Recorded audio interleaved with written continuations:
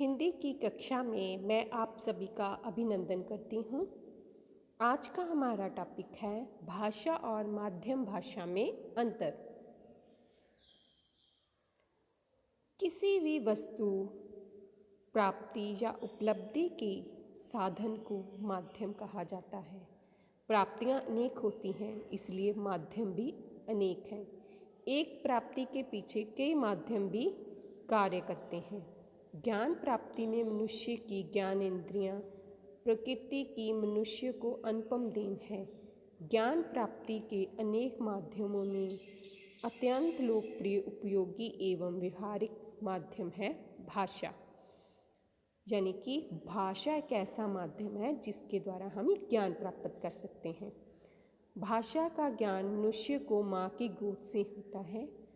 यही उसकी मातृभाषा भी होती है, जो जीवन प्रयत्न ज्ञान अर्जन में उसकी सहायता करती है। यह मातृभाषा उसकी अपनी मातृभाषा होती है। यह वह साधन है जिसके द्वारा बालक अपने विचारों को आसानी से अभिव्यक्त कर सकता है। उसकी अपनी भाषा में विचार अभिव्यक्त करना उसे सरल लगता है। भाषा परस्पर विचारों के आदान प्रदान का माध्यम भी है, परंतु ज्ञान की विशालता एवं व्यापकता के सामने केवल मातृभाषा एक माध्यम पर्याप्त सिद्ध होता है। इसलिए बालक को अपनी भाषा के साथ साथ कई अन्य भाषाएं भी सीखनी होती हैं। ये भाषाएं किसी न किसी रूप में उसके जीवन को विकसित करती हैं। अब भाषा और माध्यम भाषा में अंतर समझने से पहले हमें भाषा का क्या अर्थ है वह समझना होगा कि भाषा शब्द संस्कृत के भाष धातु से बना है, जिसका अर्थ है बोलना या कहना। अर्थात भाषा वह है जिसे बोला जाए, अर्थात जिस साधन की सहायता से हम अपने विचारों को बोला जाए या प्रकट किया जाए वह भाषा है।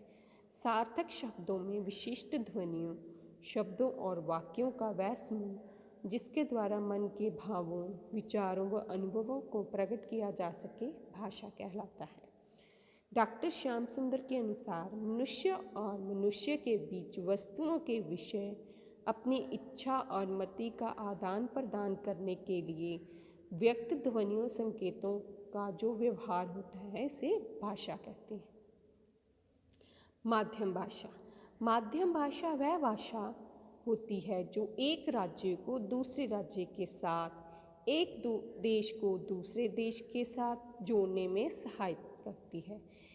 इसके लिए सिर्फ भाषा ही काम नहीं आती, बल्कि माध्यम भाषा के ज्ञान की भी ज़रूरत होती है। जैसे हम विदेशों में जाकर अगर किसी भी प्रकार की शिक्षा प्राप्त करना चाहते हैं तो अपनी भाषा काम नहीं आएगी, बल्कि अंग्रेजी माध्यम भाषा का कार्य करेगी तथा शिक्षा अंग्रेजी भाषा के द्वारा ही प्राप्त कर सकेंगे। माध्यम भाषा द्वारा अलग अलग पत्र पत्रिकाओं, अखबारों से भी ज्ञान लिया जा सकता है। नेक्स्ट है कि भाषा और माध्यम भाषा में क्या अंतर है। तो पहला है, अब आपको पता चल गया ना कि भाषा क्या है, जो हम वैसे हमारी भाषा हो सकती है, ठीक है। माध्यम भाषा है जो दूसरे देशों के साथ हमें जोड़ती है, जो दूसरों के साथ हमें जोड़ती है। जैसे अब हम पंजाबी हैं, हमारी मातृभाषा पंजाबी है, तो हिंदी ऐसी भाषा है, हिंदी माध्यम भाषा है जो हम दूसरों के साथ संपर्क स्थापित करने में सहायता करती है। क्लियर। अब इनमें अंतर क्या है। सबसे पहले है मानसिक विकास के संबंध में अंतर, ठीक है, कि बालक मानसिक विकास की ओर पहला कदम मातृभाषा या भाषा की सहायता से उठाता है। उसकी यह भाषा उसके आसपास तक ही सीमित रहती है। भाषा का प्रयोग वह अपने परिवार या समाज में ही करता है। दूसरी तरफ माध्यम भाषा का प्रयोग वह कहीं भी कर सकता है। स्कूलों में शिक्षा लेने के लिए माध्यम भाषा का प्रयोग, दूसरे राज्यों एवं देशों में माध्यम भाषा का प्रयोग आदि, यह माध्यम भाषा कोई भी हो सकती है, ठीक है। नेक्स्ट है बौद्धिक विकास के संबंध में अंतर।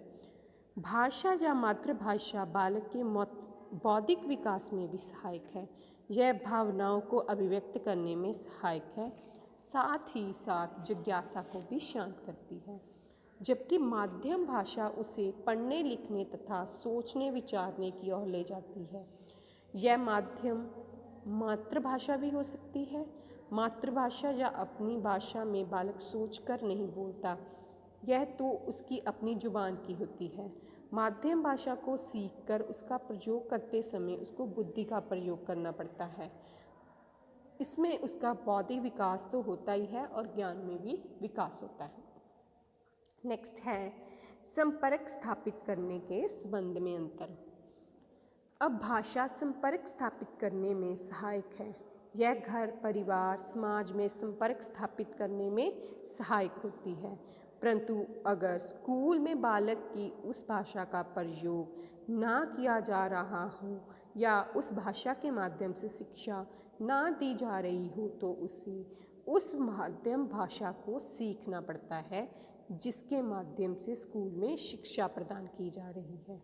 स्कूल में दूसरे से संपर्क बनाने के लिए बालक को माध्यम भाषा का प्रयोग करना पड़ता है। माध्यम भाषा का प्रयोग अगर बालक घर में करता है तो औपचारिकता नज़र आती है, परंतु अपनी भाषा का प्रयोग करने से उसे अपनेपन का एहसास होता है। इस प्रकार घर में, समाज में, दूसरे राज्यों में संपर्क स्थापित करने के लिए भाषा, माध्यम भाषा का अलग अलग स्थान है। ठीक है। नेक्स्ट है ज्ञान वृद्धि में। नेक्स्ट है ज्ञान वृद्धि के संबंध में अंतर। बच्चे को भाषा या मातृभाषा की प्राप्ति अपनी माँ की गोद से होती है और इसी भाषा की सहायता से वह अपने परिवार, समाज का ज्ञान लेता है, अपने विचारों को अभिव्यक्त करना सीखता है। दूसरी तरफ वह शिक्षा का ज्ञान लेने के लिए किसी माध्यम की सहायता लेता है। यह माध्यम भाषा ही होती है, परंतु यह भाषा उसकी मातृभाषा भी हो सकती है और नहीं भी। यह माध्यम भाषा कोई भी हो सकती है जिससे उसको शिक्षा प्राप्त करने में सहायता मिलती है। आजकल जैसे स्कूलों में बालक की शिक्षा की तरफ नहीं बल्कि स्कूल जिस भाषा के माध्यम से शिक्षा प्रदान कर रहा है उसकी तरफ ज़्यादा ध्यान दिया जाता है। इस तरह से स्कूल शिक्षा प्रदान करके उसके ज्ञान में वृद्धि करता है। इस तरह देखा जाए तो माध्यम भाषा सीखने की आवश्यकता आजकल ज़्यादा है। जैसे आप कहते हैं ना इंग्लिश मीडियम स्कूल, तो बच्चे को इंग्लिश सीखनी बहुत ज़रूरी होती है क्योंकि वहाँ पर सारा कार्य व्यवहार इंग्लिश में चलता है। इसी प्रकार नेक्स्ट है विकास के संबंध में अंतर। भाषा बालक के विकास में सहायक होती है, उसको विचार अभिव्यक्त करने के योग्य बनाना, समाज में रहने लायक बनाना।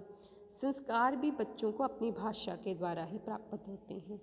शिक्षा के माध्यम से आर्थिक विकास तो होता है, बालक के व्यक्तित्व का भी पूरा विकास होता है। शिक्षा का माध्यम भी एक भाषा ही है और इसी माध्यम भाषा के द्वारा ही बालक का संपूर्ण विकास होता है।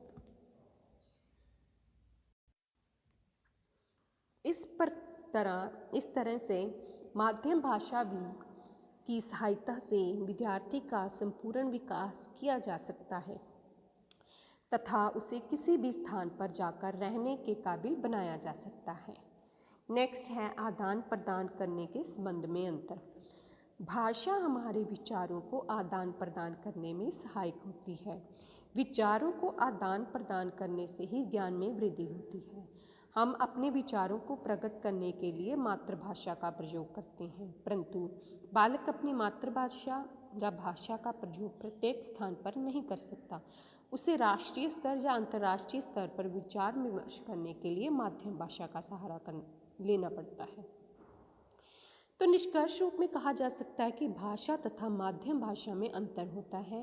भाषा तो सबकी होती है, परंतु एक ऐसी भाषा होनी चाहिए जो प्रत्येक स्थान पर विचार अभिव्यक्त का माध्यम बन सके और यह कार्य माध्यम भाषा ही करती है।